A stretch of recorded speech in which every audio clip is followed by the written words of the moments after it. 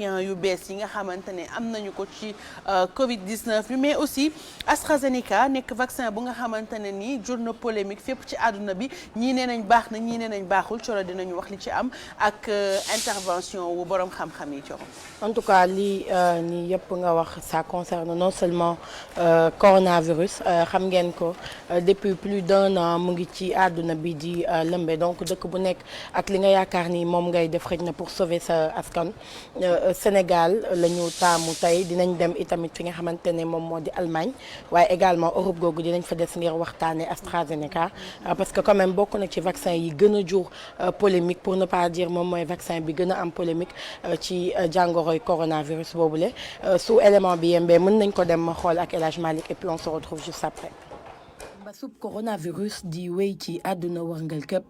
daanaka fépp foo dem rek ñu ngi xool ana naka la ñuy def ngir daal di mën a muccal askan wi ci bile feebar mu mel ni nag réew mu mel ni Sénégal bëri na ci ay restrictions yoo xamante ne dindi nañu ko état de catastrophe bi daal di jeex waaye nag terewul feebar bi nekk fi ci bilan yu mujj yi rek am na ay nit yoo xamante ni ñàkkaat nañu seen bakkan ci mbas mi am ñoo xamante ne ñu ngi wéy di jëlaat virus bi naam ñi wér ñu ngi takku bu baax a baax waaye nag vaccin bi nga xamante ni ñëw na ci réewu Sénégal mu ngi wéy boobu ak léegi bi mu fi dugg see sax ak léegi lu ëpp 159 000 personnes jot nañu ci li nga xamante ni moom moo di boobule vaccin mu doon nag loo xamante ne daanaka ñu bëri ñu ngi koy rafetlu naam yenn saay ay jixi jaaxa am ci wàllug vaccin boobule ci geneen wàll ca Allemagne ay waxtaan sax doxaat na ci diggante ñi nga xamante ni ñoom ñoo jiite réew mi ak ñëpp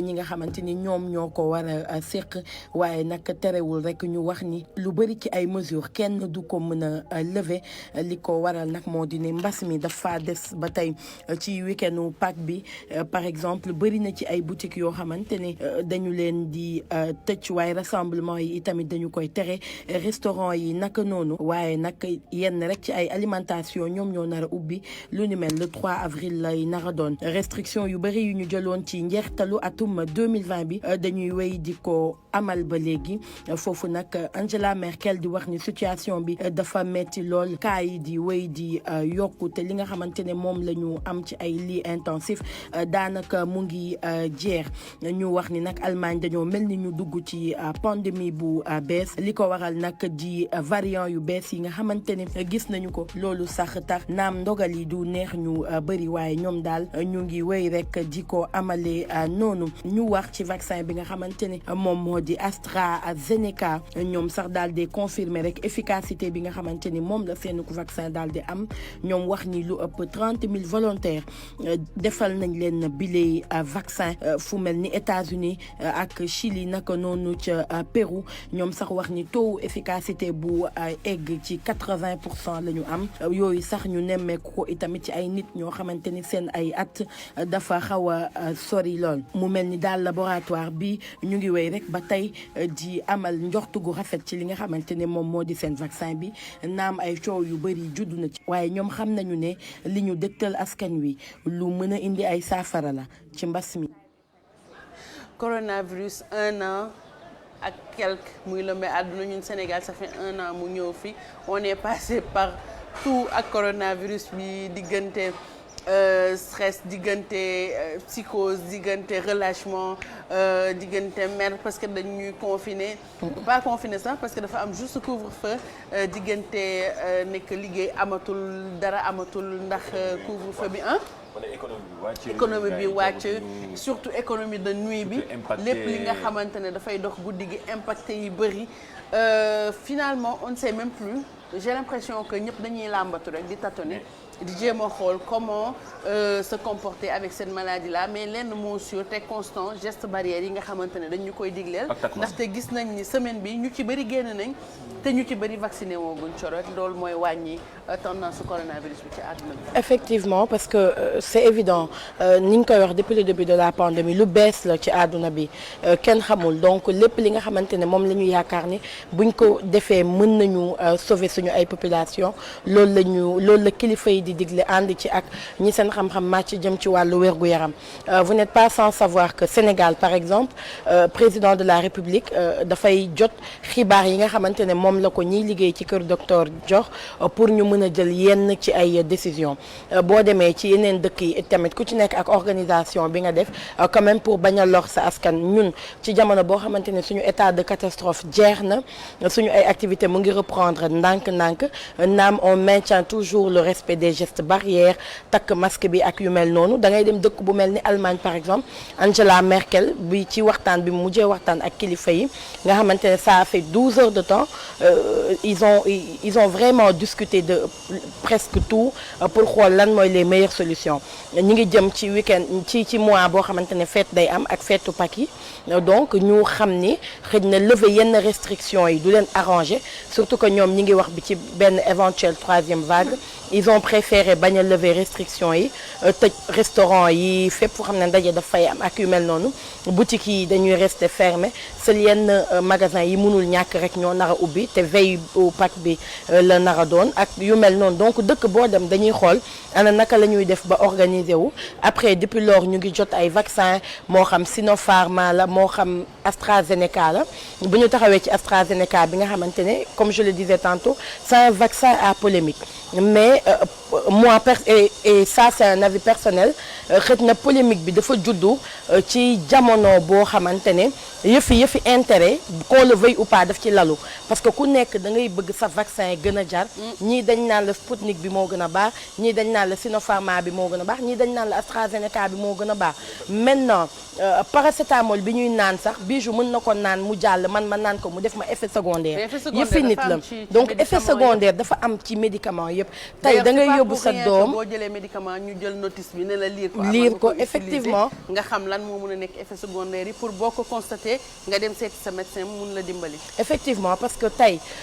da ngay gis ni da ngay jël sax sa doom da ngay am ñaari doom yóbbu leen ñu vacciné wandoo en même temps kii mën na am effet secondaire kii mën na ko bañ a am donc pour man aujourd'hui rôle lu ñëpp mooy déjà sensibiliser nit ñi ci AstraZeneca parce que ñun tey Sénégal moom la ñu am moom moo nekk à notre disposition moom moo fi def parce que Sinopharm bi jeex na donc AstraZeneca la ñuy vacciner askan wi tey am na tiitaange boo xamante ne bu ñu ko defee ci bopp askan wi amul benn sens amul benn njëriñ te pour man vaccin yi duñ ko andi ba fii di ko may yeneen dëkk yi comme avait dit le président Macky Sall wala ñu koy sànni duñ ko def donc tey dañ koy soxla pour dem jëriñoo ko génn ci tey laboratoire yi nga xamante ne ñoom ñoo mujjee génn comme ni ma ko waxee ci élément bi wax nañ ni li nga xamante ne moom moo di effet secondaire yi lu néew la par rapport ak nombre de personnes yi ñu vacciné boo demee aux États-Unis par exemple pratiquement 30 000 personnes vacciné nañ leen AstraZeneca nga dem Chili nga dem Pérou ñooñu ñëpp vacciné nañ leen ko nga dem Londres ak yeneen dëkk yoo xamante ne tey utiliser nañu AstraZeneca bi maintenant boo vacciné 10 000 personnes et que ci biir 10 000 personnes yooyu 100 personnes wala 500 personnes am effet secondaire moi personnellement je pense que c'est logique et ça représente même pas 1% de nit yi vacciné wu donc aujourd'hui pour man il est important de parler non seulement de cette affaire-là mais dem ci avec beaucoup de xam naka laa ko mën a waxee benn maturité pour dalal xelu nit ñi bañ a xëj na indi jiixi jaaxa wala bañ a tiital nit ñi parce que am na benn communication boo xam ne que ça soit au Sénégal que ça soit à l'étranger boo ko defee ci vaccin yi rek xëj na nit ñi dinañu ragal pour jël ko mais effet secondaire moom yàgg na ak nag Thioro quoi qu'on puisse dire les choses ont été très très politisées aussi ndaxte am na dëkk yu nga xamante ne ñoom bañ a jël AstraZeneca bon am na spécialiste yuy wax ni le fait que AstraZeneca bi waa Londres ak yeneen pays yoo xam ne bokkuñu ci biir Europe bi le fait que ñu produire ko moo tax waa Europe bëgg ko boycotter. Comme ñoom c'est de bonne guerre en fait. donc jël vaccin boo xamante ne ils préfèrent jëndi ji ko États-Unis transport bi poser problème conservation bi poser problème ndax foog nga dugal ko fu sedd moo leen gënal ñi nga xamante ne tey dañu génn Europe nga dem jënd seen vaccin nga xam ne transport bi c'est plus facile c'est moins cher. donc gis nañ quelques personnes décédées ci scientifiques yi dañ lay wax que ni bon. te ci laps de temps bu gàtt bi ñu am nombre de personnes yooyu kese décédé ci et puis personnes yooyu est-ce que amuñu woon ay comorbidités en Italie par exemple ñi ko fa vacciné wu décédé mooy nit yoo xamante ne ci armée bi la ñu nekkoon wala ay officiers est-ce que ñoom am na vaccin bu nga xam ne booy dem armée da nga koy def est-ce que du mook AstraZeneca bi ñoo en réaction on ne sait pas TAC voilà c'est ça le nom est-ce que du loolu moo àndul ba tax na ñoom leen fekk leen ci est-ce que du ñeneen ñi nga xam ne am nañ ay effets secondaires amoon nañ ay yenn maladies yu ñu amoon yu ci mel ni ay diabète ay maladies respiratoires maladies yi nga xamante ne dafay indi sa sang di gaaw a coaguler yooyu yëpp mun na indi décès yi te buñ dee xool sur 5 millions de personnes yu ñu wax ne vacciné nañ leen ak AstraZeneca bi 30 personnes ñoo si décédé maintenant soo demee si famille 30 personnes yooyu nga leen di wax que c'est minime par rapport ak risques yi yeneen médicaments yi di joxe sax ñoom duñ ko comprendre parce que seen doom moo décédé mais fi àdduna bi toll yaakaar naa ni waruñu jël affaire yi di jéem a ut lu ñuy politiser yu kenn xamul ce qu'on doit faire c'est essayer de sauver le monde ndax coronavirus bi tant que jógewu fi ñun àdduna bi duñ nekk ci jàmm. beneen affaire bi mooy l'inégalité d'accès au vaccin. démb waa OMS loolu lañ doon wax ñoom déjà xam na jóge nañ ci sax ay vaccin bi baax ak bee baax na baaxul léegi problème bi mooy dañoo xam ni Covid bi dina nar a tënk àddina pour ay quelques années à vrai dire il faut loolu la borom xam-xam yi waa OMS démb rek ñu ngi ci doon wax ni problème bi mooy jafe-jafe yi nga xam ne yenn dëkk yi nga xam ne seen loxo jotul seen ginnaaw naka lañ mën a def ak vaccin yi ñu am ci accès xam ne ñun am nañu pour le moment nii mais dinañ toll ci jamono wala yi ci kanam am na ñoo xamante ni vaccin yi dootul doy donc loolu tamit lu ñu war a gën a mën a bàyyi xel di wax ne loolu li ngeen doon wax moom actuellement c'est même dëkk yi nga xam ne dañ doon wax ne nañu arrêté AstraZeneca bi il faut ñu xoolaat yooyu c'est parce que fi jamono toll man analyse bu positive boobu laa ci def et puis dañ ko defar dañuy defar vaccin yi précipité taf la ñuy commencé defar en un an record ñu def ci ndax vraiment Covid bi ni mu sonaloon àddina il fallait que coûte que coûte ñu trouver moyen et puis dañ si sëggoon sax au détriment des autres maladies si loolu la ñëpp sëggoon objectif parce que au début on a utilisé de très grands mots on est en guerre contre le coronavirus donc ñëpp nekk en situation de guerre mais guerre boo xamante ne c'est une guerre scientifique fallait réfléchir fallait trouver un moyen d'éradiquer cette maladie pour l'instant il y a le vaccin après lu siy topp mooy ñu xool médicament boo xamante ne coronavirus day dem ba mujjee mel ni nekk socc rek boo feebaree jël sa garab naan daal di wér donc loolu la ñuy xaar mais ça va on va y parvenir mais ça va prendre du temps il faut juste qu'on voilà li xaw rek moom mooy même bu ñu defaree vaccin et que nit ñi tamit du ñuy fagaru y aura un problème c'est-à-dire que parce que li ñuy wax rek variante yaa ngi bari donc variante aussi ça va poser des problèmes déjà là c'est vrai que nañ ay variante boo xam am na ñoo xam ne buñ muté sax boo vacciné woo dootul vaccin bi dootul efficace c'est-à-dire que coronavirus moo sonnalaate daal exactement donc on ne sait pas maintenant quoi faire la seule solution c'est pour l'instant c'est se faire vacciner et faire attention loolu nañu ñaxu parce que ñun ñëpp ñaxu nañu te bi ñu doon ñaxu bu ñu nekkee xale y avait pas de amuloon benn question qu'on se posait dañ doon rang bu njëkk ba ñun bu ñu doon vaccin dañuy rang da ngay dégg sa yaay na la daw leen ñu ne par exemple tel koñ danañ fa ñëw tel bés di joxe ay communiqué su ko defee parents yi yónnee seen xale ñu dóor leen fetel bi xale yi rang ñu mooy ñàkk pistolet bi waaw pistolet bi ñu dóor la réel musuma ko gis après nga dem ñu am cicatrice ñax la bu la ñaxee nga dem et cetera et tout ça donc ñaxu nañu ay yoon mais loolu tey pour man on doit être au-dessus de ça parce que solution moom bu amee même bu ci amee ñoo xamante ne malheureusement seen ay bakkan da ciy loru nañu dem vers cette solution parce que ñaari problème bi amee biñ ciy choisir mooy problème bu gën a yomb bi gën a sedd ba pare xoolal coronavirus bi ñaata nit la rey ci àdduna bi. mais moom laay wax donc bu ñu ñun suñu Sénégal gu ndaw gi rek on a perdu plus de 1000 personnes ci li nga xamante ne moom moo di coronavirus te mu ngi fi ba tey. donc si on perd 30 personnes sur 5000. sur 5000 quand même il faut oui c'est vraiment insignifiant oui c'est des vies mais c'est insignifiant et puis man li ma bëgg juste rek ñu comprendre mooy que. tey on peut pas vouloir une chose et son contraire ex ñun tey bu ñu dara di metti nañ waxante dëgg rek dañuy dem hôpital médecin bi ñu fay fekk dañ koy wóolu bàyyi ko ak suñu yaram garab bi mu ñuy jox xamuñu fu ñu ko defaree donc de la même manière tey xamuñu kii dafa mel ni sampap bi muy dem nga baal ma di vacciné wu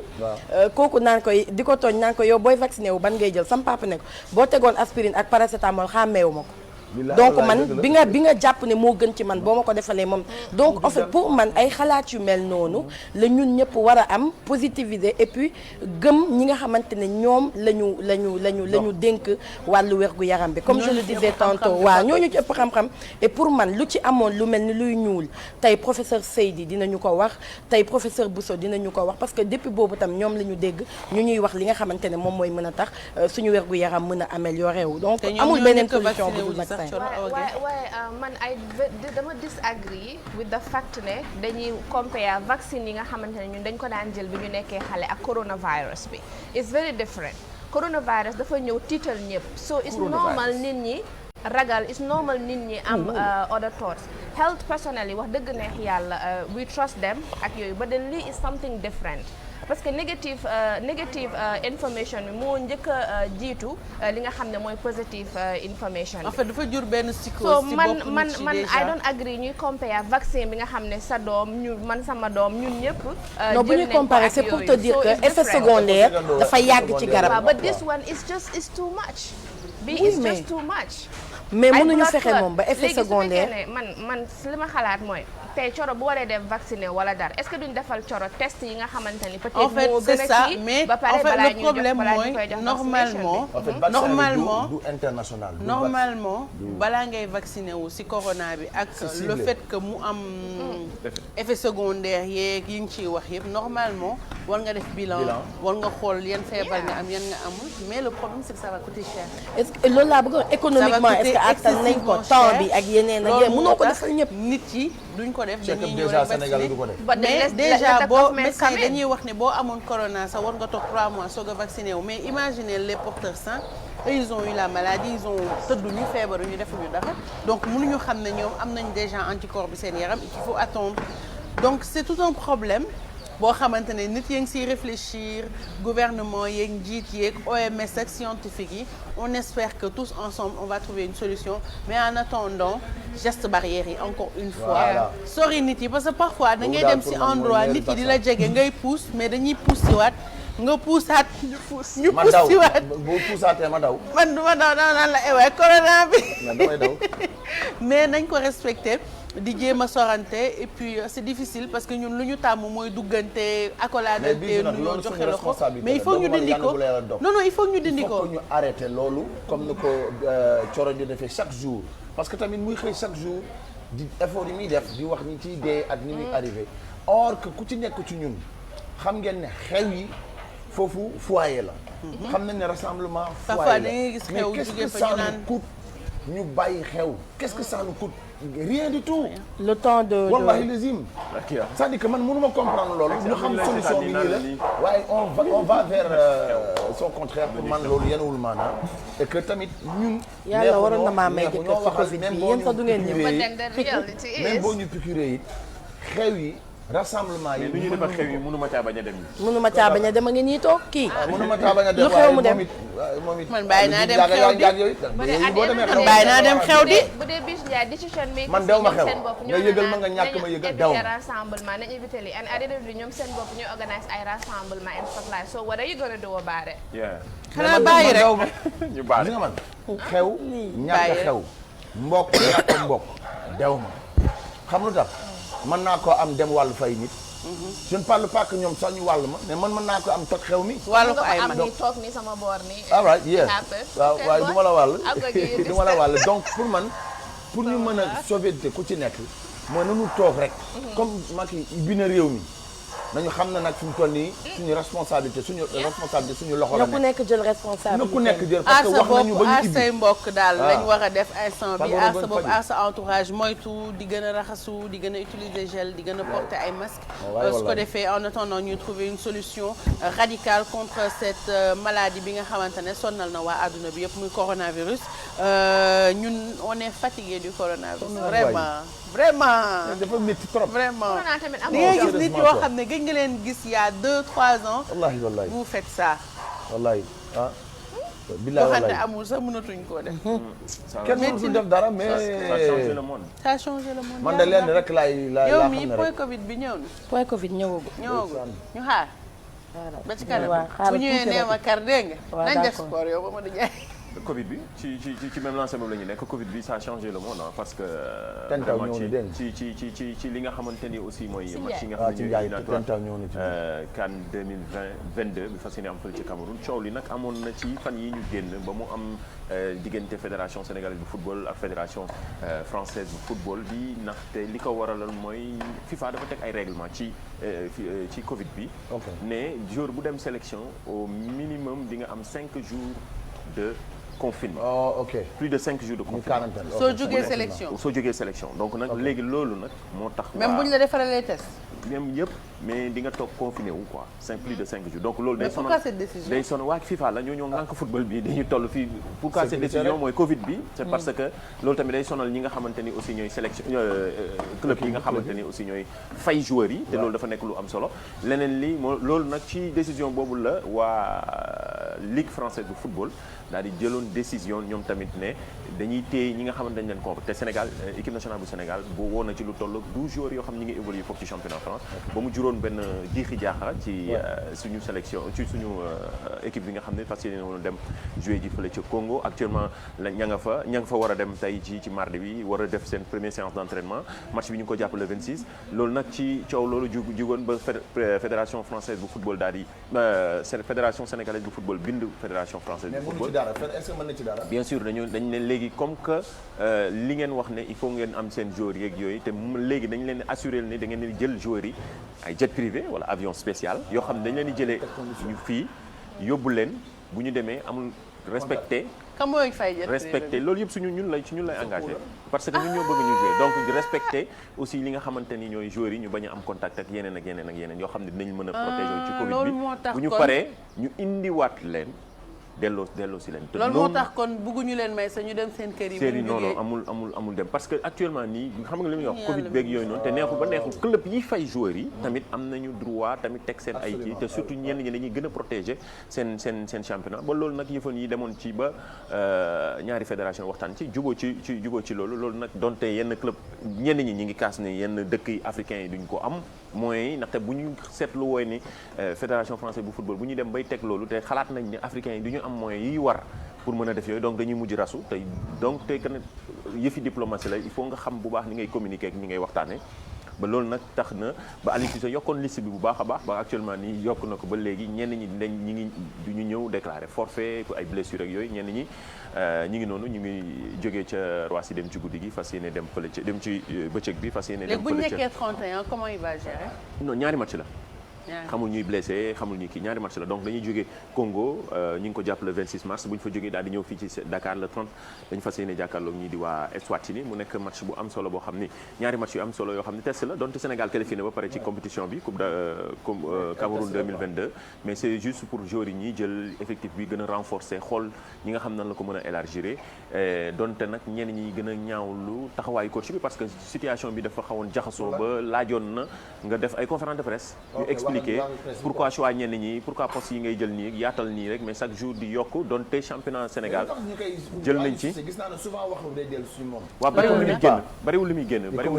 xam laajoon nañ ko fi moom toujours nee na moom li muy génn pour moom doy na ñi ngi bu ñuy envoyé li si ak Covid yeeg yooyu mais fi jamono toll ak Covid yeeg yooyu même sélectionneur championnat France ak fu neen ak feneen ak yi mën a championnat équipe nationale bu France yeneen ak yeneen dañuy toog di expliquer di xam ne équipe nationale bu Sénégal bi yëpp la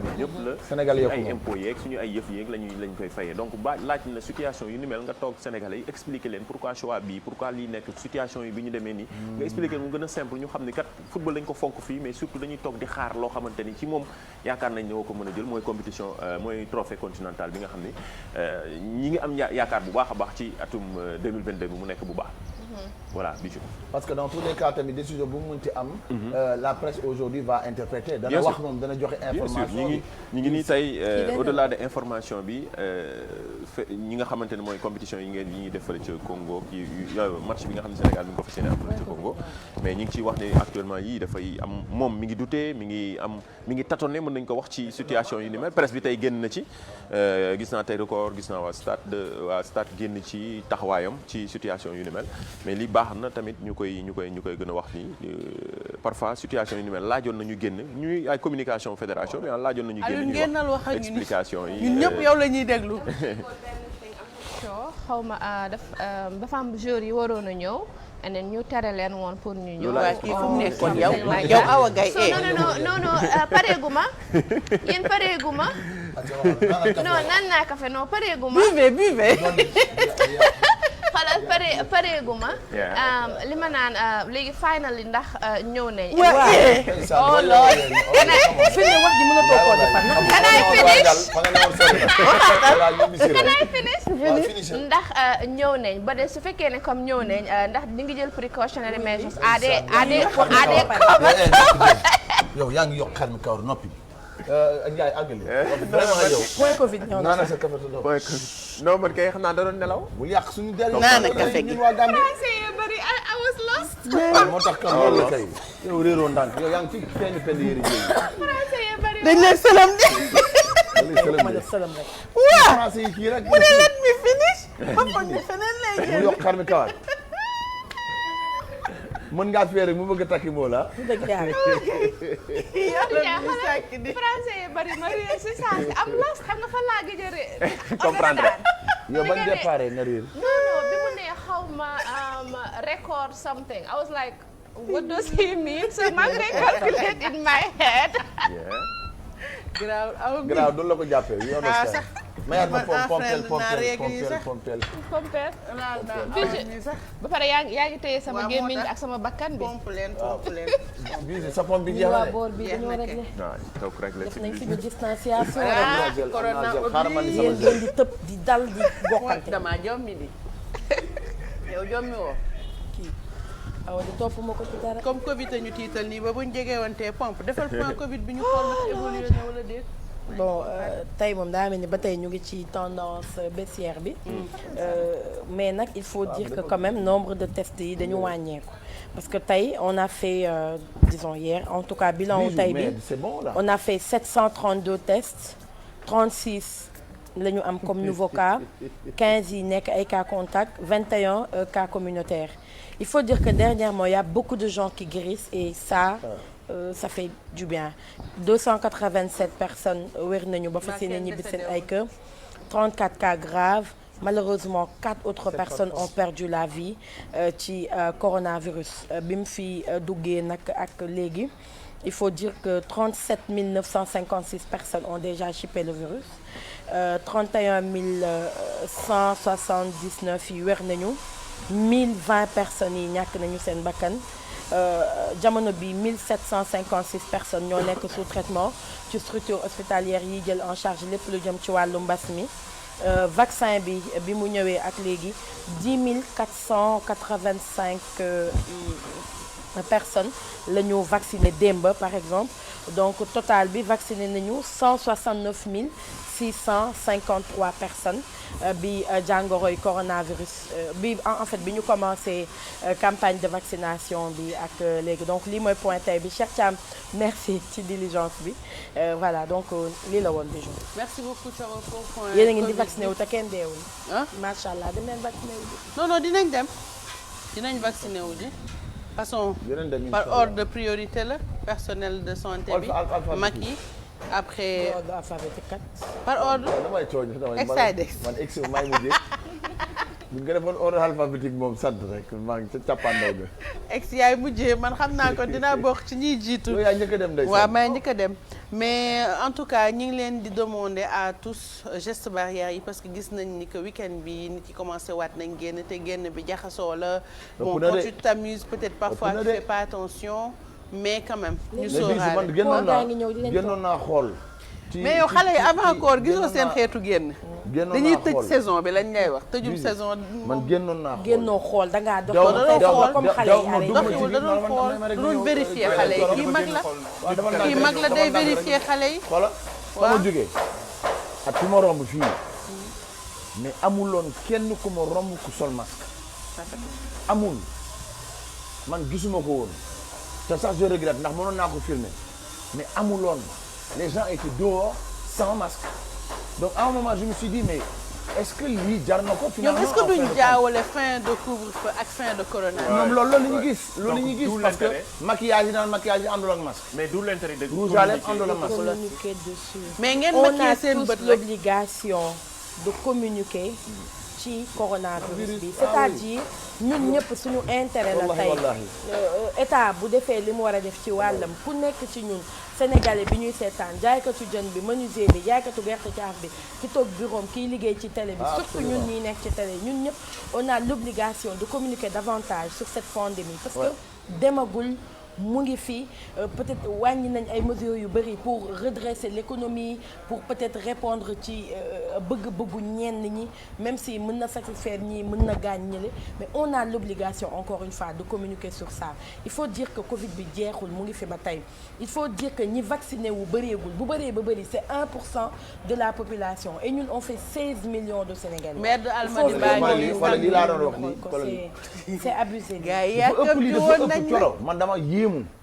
man j'étais chez mes frères. boo xoolee kee solul masque kii solul masque. xoolal loolu kii ci poche benn nit mooy sol masque ci plus de 200 personnes. kii di wax c'est extraordinaire. voilà xoolal lii man dama doon ñibbi si. samedi wa. man dama doon ñibbi si. mais yow nee naa la Ndiaye dama romb fii dama ŋaang. ñu yaru nañ nag. ñun yaru nañ génn sax suñu kër yi ndeysaan. comment on peut réclamer aujourd'hui comment on peut travailler parce que li gën a tax man li ma jàpp mooy dañu ne. nañu ko sonn nañu parce que dañu war a liggéey mais lii da du liggéey lii fola aywa fii wàcc na di mais lii fola ñu xamoon dem xoolal lii willi mais xam nga ni lii du liggéey lii fola c'est pas du boulot waaw dañ doon fokkee ñoom kay xale yi dañoo génn góor a waay nag donc nag lii modul yoon ndax nag bu ñu demee tey ba ne ñi nga xamante ne ñoo liggéey guddi non ñi nga xamante ne dañ ne dañu ñuy liggéey guddi sonn nañu def nañu ay at liggéey on comprend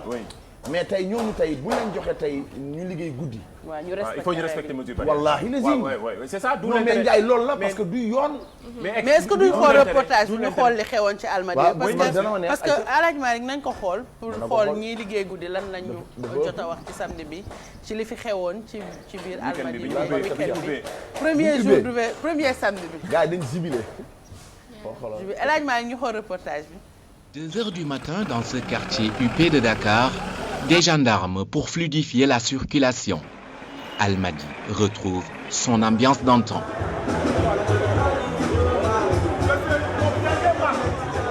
Pour ce premier week-end, après la levée de l'état de catastrophe sanitaire pour Dakar et Thiès, restaurants et boîtes de nuit, lieux les plus prisés pour se faire plaisir. C'est un soulagement. C'était trop dur de ne pas sortir la nuit. Vous savez, il y a de l'ambiance. Je suis venue de Thiès pour l'ambiance des Almadies. Je suis venue me divertir après 3 mois de restrictions. J'en avais vraiment besoin. Ce monsieur est un ressortissant camerounais. C'est la toute première fois qu'il sort la nuit depuis qu'il est à Dakar. Les Almadies bougent comme si c'était le plein jour. Il n'y a pas de différence entre la nuit et le jour. Moi, je ne vois pas de différence entre la nuit et le jour. Et apparemment, même la nuit, durant la nuit, il y a même les embouteillages. C'est ce que je vois. Les Almadies n'ont pas de différence. C'est toujours un coin chaud, normal et tout. C'est chaud aujourd'hui. C'est ma première nuit à Dakar qui est ouverte parce qu'avant, à 20h, c'était fermé. Après presque 1 an d'inactivité, le retour au régime normal, un début de soulagement sur le plan économique pour les gérants de restaurants et boîtes de nuit. On est resté 1 an sans travailler presque. Tu as les employés à payer, l'impôt, la location, l'électricité. C'était pas facile, mais alhamdoulilah, c'était hier ou aujourd'hui que ça a commencé. C'est aujourd'hui qu'on a commencé. Une soirée record pour certains gérants, mais également une soirée de bonnes affaires pour les taximens. Hier, c'était le premier jour. Il n'y avait pas beaucoup de monde, mais cette nuit, il y a le rush. C'est une bonne chose pour eux et pour nous.